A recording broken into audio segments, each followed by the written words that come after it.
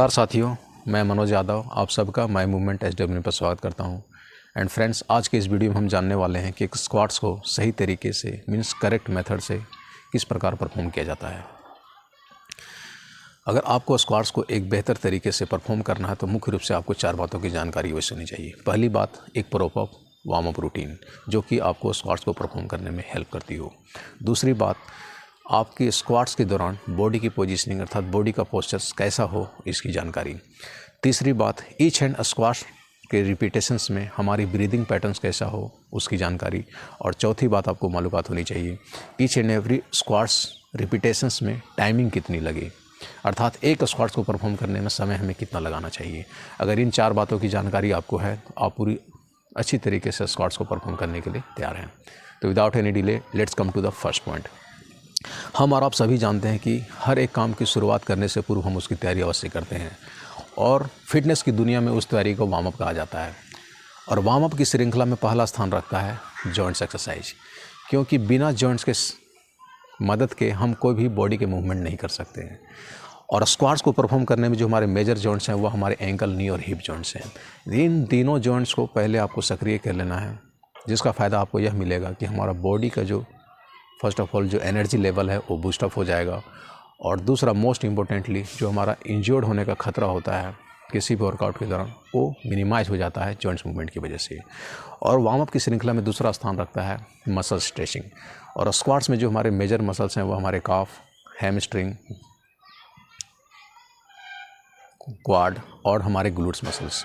इन चारों मुख्य मसल्स को आपको स्ट्रेच कर लेना बहुत ज़रूरी है, जिसका फ़ायदा आपको यह मिलेगा कि जब वर्कआउट रूटीन ख़त्म करोगे उसके बाद जो आपको थकावट महसूस होती है उनसे आप रिकवर करने में ये मसल स्ट्रेचिंग एक्सरसाइज आपको मदद करेंगे। तो मैं इसके प्रैक्टिकल डेमोस्ट्रेशन आपको वार्म अप एक्सरसाइज के करके दिखाता हूँ, फिर हम नेक्स्ट पॉइंट की ओर मूव करेंगे। हम शुरुआत करते हैं अपने एंकल जॉइंट्स की तरफ से। तो एंकल जॉइंट्स के लिए मैं आपको मुख्य रूप से 3 एक्सरसाइज बनाता हूँ, जिसमें पहला, आपको इस पोजीशंस में आना है और अपने टोस को अप एंड डाउन मूव करना है, इस प्रकार से एंकल जॉइंट्स को बेस बना करके। इस प्रकार से आपको 10 रिपीटेशंस करना है। ध्यान रहे आपकी स्पीड 1 ब्रीथ काउंट में एक एक्सरसाइज होनी चाहिए। दूसरा एक्सरसाइज है फॉर एंकल जॉइंट्स, आपको इसी प्रकार से इसी पोजीशंस में क्लॉकवाइज और एंटी क्लॉकवाइज 10 रिपीटेशंस परफॉर्म करने हैं। स्पीड वही रहेगी, 1 ब्रीथ काउंट 1 एक्सरसाइज। और तीसरा है, इसके अलावा आपको एक योगिक पोस्चर करना है जिसे कहते हैं तड़ासन। तड़ासन करने की विधि, दोनों पैरों की चौकों को आपस में सटा लें और इसी पोजीशन में खड़े हो जाएं। दोनों को हाथों को इंटरलॉक करते हुए माथे के ऊपर ले जाएं और श्वास को भरते हुए मीन्स विथ इनहेलेशन आपको पूरी बॉडी को अपने पैरों के टोस के ऊपर स्ट्रेच कर देना है। और 10 से 15 सेकेंड आपको होल्ड करना है और फिर आपको नॉर्मल श्वास को छोड़ते हुए वापस आ जाना है। ये भी आपको 5 to 10 रिपीटेशंस परफॉर्म करने हैं। अब बात करता हूँ नी जॉइंट्स की। नी जॉइंट्स के लिए आपको इस पोजीशंस में आना है। दोनों पैरों को शोल्डर अपार्ट्स वाइडन कर लें और बेंड होकर के कमर से और घुटनों को बेंड करते हुए इस पोजीशन में आए। और इस प्रकार से आपको आउटसाइड टू इनसाइड मूवमेंट करना है 10 रोटेशन, दोनों तरफ से 10 रिपीटेशंस आपको करनी है। ये पहला exercise for knee joints. And second, अब दोनों पैरों को आपस में क्लोज कॉन्टैक्ट बना लें और इसी पोजीशंस में प्रीवियस पोजीशंस की भांति इस प्रकार से दोनों साइड आपको 10 रिपीटेशंस करने हैं। ये बहुत ही ज़बरदस्त एक्सरसाइज है फॉर नी जॉइंट्स के लिए। अब बात करता हूँ हिप जॉइंट्स की। हिप जॉइंट्स के लिए सबसे पहले आपको परफॉर्म करना है बटरफ्लाई। बटरफ्लाई आप सभी जानते हैं, इस पोजीशंस में आना है। अब पूरी अपर बॉडी स्ट्रेट और इस प्रकार से अप एंड डाउन आपको दोनों पैर्स को मूव कराने हैं। ये हो गया पहला फॉर हिप जॉइंट्स के लिए। दूसरा एक्सरसाइज,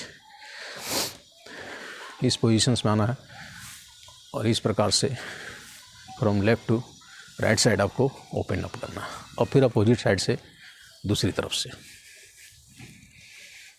ये दोनों पैर से आपको 10 रिपीटेशन इस साइड परफॉर्म करने हैं। अब बात करते हैं मसल स्ट्रेचिंग की।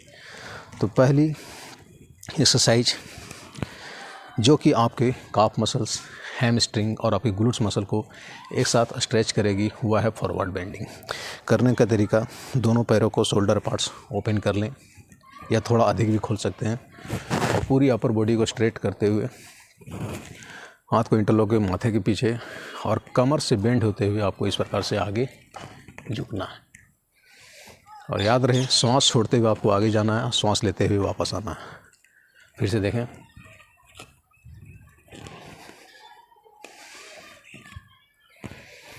टेन रिपीटेशंस आपको करने हैं। ये बहुत ही ज़बरदस्त मोशन है आपके बैक मसल्स को स्ट्रेच करने के लिए। दूसरा, जो आपके क्वाड मसल्स और ग्लूट्स मसल्स को और वाइडन ओपन करेगा, वह है इस पोजीशंस में आना है और जो पैर आपका आगे है उसको नी को पकड़ते हुए आउटसाइड इस प्रकार से पुश करना है। 1 2 3 4। फिर दूसरी तरफ से 1। इस प्रकार से 10 रिपीटेशंस आपको परफॉर्म करते हैं। इतना करने के बाद आपकी वार्म अप रूटीन ख़त्म होती है और आप स्क्वाट्स को परफॉर्म करने के लिए पूरी तरीके से रेडी हैं। अब बात करता हूँ सेकेंड पॉइंट, जो हमारी बॉडी की पोजीशनिंग है। तो स्क्वाट्स की पोजीशनिंग को बनाने के लिए हमारे शरीर के मुख्य रूप से 3 अंग सहायता करते हैं, लेग्स, स्पाइन और हमारे हैंड्स। तो फर्स्ट हम लेग्स पोजीशन की बात करते हैं। लेग्स पोजीशंस है फॉर जनरल स्क्वाट्स के लिए शोल्डर विड्थ अपार्ट, आपको दोनों पैरों को खोल करके पैरों की उंगलियां टो सामने की ओर सीधी रहेंगी, ना बाहर की तरफ ज़्यादा ना अंदर की तरफ ज़्यादा, सामने की ओर ये है। लेकिन अगर आप बिगिनर हैं तो आपको जो पैरों की दूरी है वो शोल्डर से थोड़ा अधिक लेना है। इसका फ़ायदा आपको यह मिलेगा कि हमारा बॉडी का वेट है जो ज़्यादा सरफेस एरिया में डिस्ट्रीब्यूट हो जाएगा। इसका फ़ायदा आपको यह मिलेगा कि आपको स्क्वाट्स को परफॉर्म करने में कम ताकत लगानी पड़ेगी, क्योंकि शुरुआती दौर स्तर पर आपको इजी वे से ही स्टार्ट करना है। शुरू में अगर आपकी बॉडी पोस्चर ख़राब हो गई तो अंत तक आपका इसी तरह बना रहेगा। तो मेरी अपनी पर्सनल एडवाइस है, थोड़ा सा पैर की दूरी शोल्डर से अधिक रखें। अब बात करता हूँ अपने स्पाइन की। तो स्पाइन की पोजीशनिंग आपको सीधी रखनी है और इसमें सबसे ज़्यादा इम्पोर्टेंट रोल हमारी सर्वाइकल रीजन प्ले करती है। और वो कैसे प्ले करती है, आपको अपनी आंखों की दृष्टि सामने की तरफ रखना, न ज़्यादा नीचे, क्योंकि बहुत लोग मिस्टेक्स करते हैं, जब नीचे स्क्वाट्स में जाते हैं तो नीचे की ओर देखते हैं। आपको इस तरीके से नहीं देखना है, आपकी आइज़ कांटेक्ट सामने की ओर जस्ट रहेगी। इससे फ़ायदा होगा, आपका पूरी स्पाइन एक स्ट्रेट लाइन में अलाइंड होगी। तो आपको पूरी स्पाइन्स को सीधे रखते हुए नीचे की ओर बेंड करना, ये हो गया। अब बात करते हैं हैंड्स की। हैंड्स की पोजीशन बहुत ही इंपॉर्टेंट रोल प्ले करती है स्क्वाट्स को परफॉर्म करने में। इसको बैलेंस बनाने के लिए उपयोग किया जाता है हैंड्स के पोजीशंस को।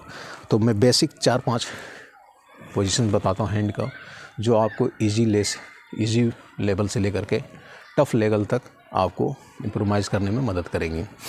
तो फर्स्ट पोजीशंस आपको बनाना है, लेग्स फाइनल कर लिए, स्पाइन फाइनल कर लिए, हैंड्स को सामने की तरफ रखेंगे और इस प्रकार से ऊपर आएंगे। ये सेकेंड हैंड्स पोजीशंस आपको बना सकते हैं, इस प्रकार से इंटरलॉक कर लिए और ये 1 2 3। नेक्स्ट आप कमर पे रख सकते हो, 1 2 3। चौथा अपने माथे के ऊपर रख सकते हो, बैक साइड में, सर के पीछे। और लास्ट अपने हाथ को ऊपर की ओर इस तरीके से खोल रख सकते हो।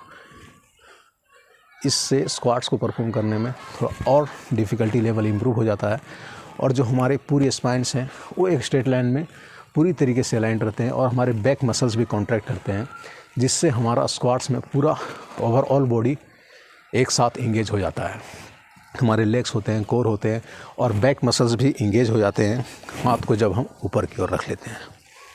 ठीक है, ये अब बात करता हूँ तीसरे पॉइंट्स की कि ब्रीदिंग पैटर्न्स क्या हो। तो ईच स्क्वाट्स रिपीटेशंस को 1 ब्रीथ काउंट में 1 स्क्वाट्स परफॉर्म करना है। मीन्स आपने यही इनहेल किया, इनहेल, डाउन, अप, एक्सेल, ये कंप्लीट हो गया। तो एक रिपीट ब्रीथ काउंट में 1 एक्सरसाइज। इससे टाइमिंग को भी आपको पता चल जाता है, जो कि हमारा चौथा पॉइंट था।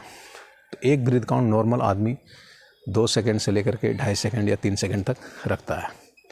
तो आपको एक स्क्वाट्स को परफॉर्म करने में 2 से 3 सेकंड मिनिमम लगाने हैं, और ज़्यादा अगर बढ़ा सकते हैं इस टाइमिंग को तो आपके लिए और भी बेहतर होगा, क्योंकि जितनी ज़्यादा आपकी ब्रीदिंग टाइमिंग बढ़ेगी पर स्क्वाट्स में, उतना ज़्यादा आपके इंटरनल सेल्स को ऑक्सीजन मिलेगा, जिससे आपकी जो एनर्जी का रिक्वायरमेंट होगा वो सेल्स ज़्यादा खपत करेंगे और ज़्यादा कैलोरी को आप बर्न कर सकते हो। इन चारों चीज़ों को अगर आप अपने जान में ख्याल रखते हैं तो आप स्क्वाट्स को पूरी तरीके से परफॉर्म कर सकते हैं। और पहले भी मैंने एक वीडियो दिया है जिसमें मैंने 10 ऐसी basic squats movements for beginner के लिए बताए हैं जो कि परफॉर्म करनी चाहिए। इन चारों पॉइंट्स को आपको याद रखने हैं और उन 10 बेसिक स्क्वाट्स को आपको परफॉर्म करने हैं, जिसका लिंक मैं इस वीडियो के आई कार्ड में दिया हुआ, वहाँ पर जाइए और पूरी जानकारी आपको उस 10 बेसिक मूवमेंट्स की मिल जाएगी। तो आज के लिए बस इतना ही था। जल्द ही मैं मिलूँगा कुछ अगले फिटनेस ट्यूटोरियल के साथ। तब तक अलविदा। जय हिंद, जय भारत।